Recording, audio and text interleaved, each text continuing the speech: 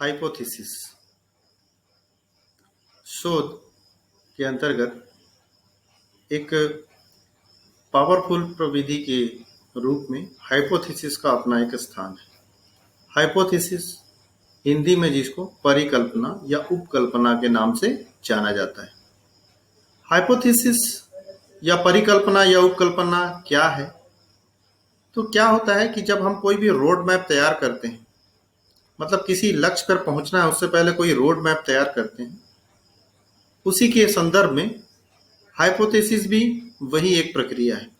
जब कोई हम शोध करना चाहते हैं तो उससे पहले एक हम पूरा फ्रेमवर्क तैयार करते हैं कि हम शोध कैसे करेंगे, क्या होगा, कैसे होगा, क्या क्या चीजें, एक्सपेक्टेशन हमारी क्या क्या होगी, हमारा रिजल्ट क्या आएगा। इस प्रकार से जितनी भी चीजें उसके अंतर्गत आती हैं वो एक परिकल्पना होती है, जो कि सत्य से थोड़ा पहले की घटना है। मतलब सत्यता की अभी उसकी जांच अभी बाकी है, मतलब वो अभी सत्यता पर खरा नहीं उतरा है। तो दैट मीन्स परिकल्पना या हाइपोथेसिस। अब परिकल्पना मतलब परि मतलब चारों ओर और कल्पना मतलब संभाविता, मतलब जो अभी संभावित है, जिसका अभी प्रमाण अभी प्रमाणित नहीं हुआ है, तो दैट मीन्स परिकल्पना या हाइपोथेसिस। इंट्रोडक्शन पार्ट के अंतर्गत देखते हैं एन आइडिया और explanation for something that is based on known facts but has not yet been proved.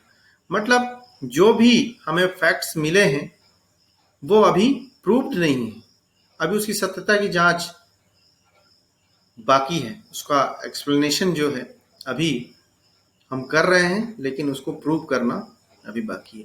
Is stated before the data collection, is stated before the data, मतलब data जब हम collection कर रहे हैं उससे पहले ही हमको इस चीज को ध्यान में रखना है, हाइपोथेसिस का निर्माण करना है।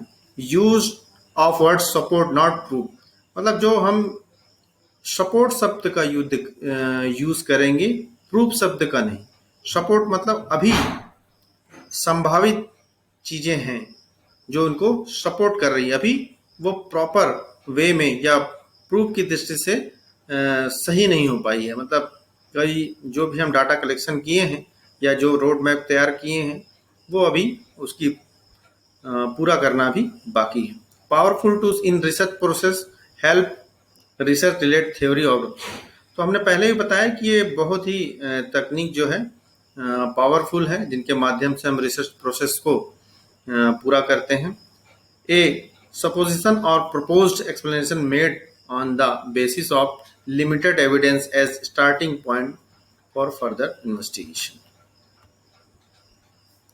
डेफिनेशन देखें, a hypothesis is a testable statement about the relationship between two or more variables as a proposed explanation for some observed phenomena।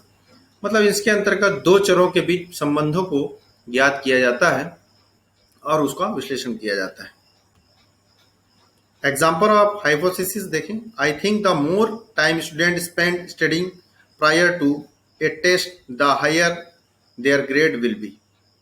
Note the variable are the student, the time spent studying and the test grade. To test the hypothesis, collect information from each student about how much time they spend studying prior to the test and compare that to the testing outcomes। मतलब यहाँ पर result और test के बीच की बात कही गई है और ये दो चर हैं, इनके बीच में संबंधों को बताया गया है कि टेस्ट के माध्यम से बच्चे जो अच्छे रिजल्ट, मतलब टेस्ट के समय पढ़ के अच्छे रिजल्ट को प्राप्त कर सकते हैं। Types of hypothesis, alternative hypothesis, null hypothesis, non directional hypothesis and directional hypothesis. Alternative stated that there is a relationship between the two variables being studied, मतलब दो चरों के बीच हम संबंधों को ज्ञात करते हैं। The result are not due to chance, significant in terms of supporting the theory being investigated। कोई विशिष्ट जो संबंध है, सपोर्ट है और उसको थ्योरी के माध्यम से हम जानकारी प्राप्त करते हैं। Null, there is no relationship between the two variables being studied, मतलब दो चरों के बीच में किसी प्रकार का कोई संबंध नहीं है, उनको नल हाइपोथेसिस के अंतर ज्ञात किया जाता है। In states result are due to chance are not significant in terms of supporting the idea being is investigated. Null hypothesis, there is no effect. Alternative hypothesis, there is an effect. Non-directional hypothesis, the independent variables will have an effect on the independent variables, but the direction of the effect is not specified. Example, there will be a difference in how many numbers are correctly recalled by children and adults. Directional hypothesis, a one-tailed directional hypothesis predicts the nature of the effect of the independent variables on the dependent variables. Example, adults will correctly recall more words than children.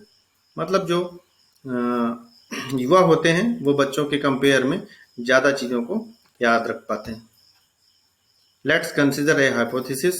Students work better on Monday morning than they do on a Friday afternoon.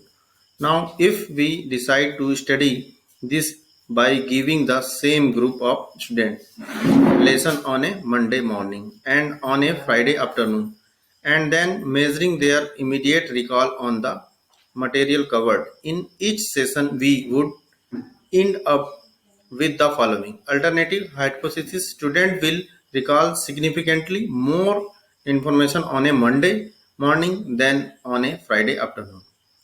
Null hypothesis, there will be no significant difference amount recalled on a Monday morning compared to the Friday afternoon, and any difference will be due to chance cofactors. Why the null hypothesis is important? To provide support for the alternative and experimental hypothesis. तो आज हमने परिकल्पना के बारे में जाना कि परिकल्पना क्या होती है, उसके कितने प्रकार हैं और